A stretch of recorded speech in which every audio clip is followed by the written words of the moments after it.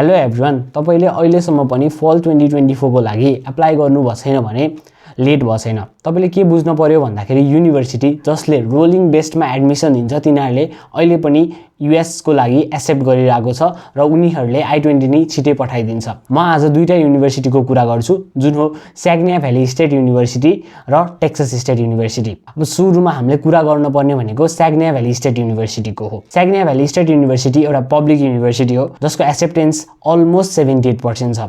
तपाईले यसमा एक्सेप्ट हुन चाहिँ गाह्रो छैन किनकि तपाईको डुओलिङ्गो 85 एभोभ र आइएल्स 5.5 भए इजिली पुग्छ। तर हजुरले के बुझ्न पर्यो भन्दाखेरि यो युनिभर्सिटीलाई एप्लाई गर्दाखेरि तपाईले $30 एप्लिकेसन फी बुझाउनु पर्छ, जुन चाहिँ वेभ गर्दैन यिनीहरूले, र हजुरलाई चाहिँ स्कलरशिप पनि राम्रै दिन्छ। सुरुमा हामीले यो क्याम्पस लोकेसन बुझौँ। यो क्याम्पस मिशिगनमा लोकेटेड छ र पब्लिक युनिभर्सिटी हो, सो तपाईलाई अन क्याम्पस इम्प्लोइमेन्ट पाउन पनि सजिलै हुन्छ। अब यो युनिभर्सिटीको रोलिङ एडमिसन हुन्छ, सो तपाईले जुलाई 1 भन्दा अगाडि चाहिँ कम्प्लिट गर्नुभयो भने त्यसपछि तपाईलाई चाहिँ I-20 पठाउनेहरू सबै कुराहरू गर्दिन्छ है यसले। अब सुरुमा हामीले मेन कुरा बुझ्न पर्ने भनेको यूएस जानुभन्दा अगाडि त्यो हो स्कलरशिप। स्कलरशिप चाहिँ यो युनिभर्सिटीको राम्रै छ, तपाईले त्यस्तो हेभी कस्ट तिर्नु पर्दैन। यो युनिभर्सिटीले रेड एन्ड व्हाइट स्कलरशिप दिन्छ, जुन चाहिँ त्यस्तो टफ छैन। तपाईले के बुझ्न पर्यो भन्दाखेरि आफ्नो जीपीए चाहिँ अबोभ 3.3 or 3.2 छ भने तपाईले रेड एन्ड व्हाइट स्कलरशिप पाउन सक्नुहुन्छ। र हजुरले अर्को कुरा के बुझ्न पर्यो भन्दाखेरि तपाईको स्याट स्कोर चाहिँ 1200 प्लस भयो भने यसले प्रेसिडेन्टल स्कलरशिप पनि दिन्छ र यो दुईटै स्कलरशिप कम्बाइन गरेर तपाईले कस्ट हेर्ने हो भने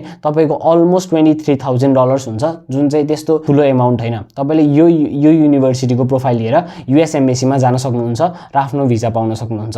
अब कुरा गरौँ टेक्सास स्टेट युनिभर्सिटीको। टेक्सास स्टेट युनिभर्सिटी पनि पब्लिक युनिभर्सिटी हो र यसको एक्सेप्टेन्स पनि एकदम राम्रो छ। तपाईले यसको एप्लाई गर्दाखेरि कमन एपबाट गर्न सक्नुहुन्छ, तर यदि तपाईले कमन एपबाट गर्नुभयो भने तपाईको $90 चार्ज गर्छ।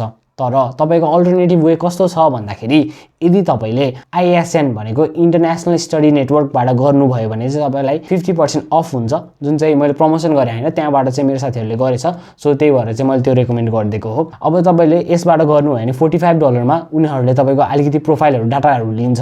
डाटाहरु लिइसकेपछि चाहिँ त्यो नै युनिभर्सिटीलाई बुझाइदिन्छ र उनीहरुले नै I-20 मगाइदिन्छ। तपाईलाई त्यस्तो गाह्रो पर्दैन। अब टेक्सास स्टेट युनिभर्सिटीमा हामीले के एडभान्टेज छ भन्दाखेरि चाहिँ यसले फुल ट्युसन सम्म दिन्छ र फुल ट्युसन र कसैलाई पार्शियल हाउसिङ जस्तो $2,000 एक्स्ट्रा पनि दिन्छ। तपाईले त्यो कुरा बुझ्न पर्यो। सुरुमा यदि तपाईलाई फुल ट्युसन प्लस पार्शियल हाउसिङ चाहिएको छ भने तपाईको स्याट स्कोर र जीपीए राम्रो हुनुपर्छ। त्यस्तो ठ्याक्कै तोक्दिएको छैन। फुल ट्युसनको चाहिँ क्राइटेरिया छ, त्यसको लागि चाहिँ 3.6 अबोभ ल्याउनु पर्यो 12 मा, 11 मा र 10 मा। यो तीनटै 3 इयर्समा चाहिँ तपाईले 3.6 भन्दा माथि ल्याएको हुनु पर्यो र तपाई इलिजिबल हुनुहुन्छ र तपाईले फुल ट्युसन पनि पाउनुहुन्छ। यसको लिभिङ एक्सपेन्स र अदर मेलिसियस एक्सपेन्स सबै जोडेर एकै ठाउँमा लेखिदिन्छ। त्यो भनेको 19K, सो तपाईको सीओ नै 19K आउँछ, जसले गर्दा चाहिँ तपाईलाई एकदमै सजिलो हुन्छ यूएस बस्दाखेरि। अब तपाईलाई अर्को स्कलरशिप जस्तो अब तपाईले यदि फुल ट्युसन स्कलरशिप सेक्युर गर्न सक्नु भएन भने अलिकति सानो स्कलरशिप नै दिन्छ यसले, जस्तो $8,000 को, $6,000 को, $4,000 को। तपाईले चाहिँ अब यदि 3 जीपीए भन्दा माथि छ भने चाहिँ तपाईलाई 6,000 8,000 सम्मको पाउन सक्नुहुन्छ। 8,000 पाउनको लागि चाहिँ अब तपाईले स्याट नै अलिकति राम्रो गर्नुभयो भने जस्तो 1300 जति ल्याउनु भयो भने चाहिँ तपाईले त्यसले बुस्ट गर्न सक्छ। यिनीहरूले ठ्याक्कै यति चाहिँ क्राइटेरिया चाहिन्छ भनेर चाहिँ भन्देको छैन, तर तपाईले यसरी मिलाएर अब ईसीएहरु राखेर गर्नुभयो भने चाहिँ हजुरलाई यो युनिभर्सिटी पनि एक्सेप्ट गर्न सक्छ। र यो युनिभर्सिटी पनि रोलिङ एडमिसन बेस्ड हो, सो तपाईले यो युनिभर्सिटीको पनि जुन 1 भन्दा अगाडि चाहिँ कम्प्लिट गर्नुपर्छ। अब मैले जुन दुईटा युनिभर्सिटी कुरा गरे त्यो दुईटै युनिभर्सिटीको ग्रेजुएसन रेट ठिकै छ र तपाईलाई एभरेज स्यालेरी चाहिँ समथिङ $45,000 जति चाहिँ दुईटैले दिन्छ। सो तपाईको जुन फिल्डमा भयो भने तपाईले $45,000 चाहिँ पाउने चान्सेस हुन्छ भन्ने कुरा बुझ्नु पर्यो। त्यो चाहिँ आफ्टर ग्रेजुएसन। र तपाईले मेन कुरा के बुझ्नु पर्यो भन्दाखेरि अहिले पनि एप्लाई गर्नुभएको छैन भने चाहिँ एप्लाई गर्नुस्, छिटो गर्नुस्, किनकि डेटहरु चाहिँ खोज्न चाहिँ अलिकति गाह्रो हुन्छ। मैले एउटा कुरा चाहिँ भन्न बिर्से, स्याग्निया भ्याली स्टेट युनिभर्सिटीको लागि चाहिँ हजुरले I-20 को लागि डिपोजिट बुझाउनु पर्छ र टेक्सास स्टेटको लागि चाहिँ पर्दैन है। त्यो कुरा बुझ्नु पर्यो। अहिले चाहिँ आफूसँग पहिल्यैदेखि डेट छ र डेट लिनु भइसकेको छ भने भने चाहिँ तपाईले जस्तो महँगो युनिभर्सिटी छ भने चाहिँ तपाईले यिनीहरुमा शिफ्ट गर्न मिल्यो।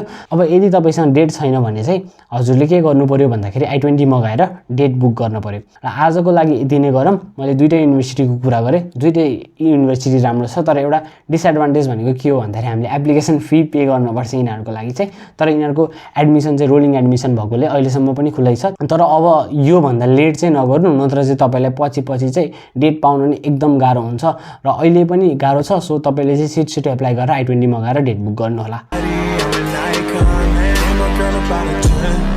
I should fuck her in the Benz.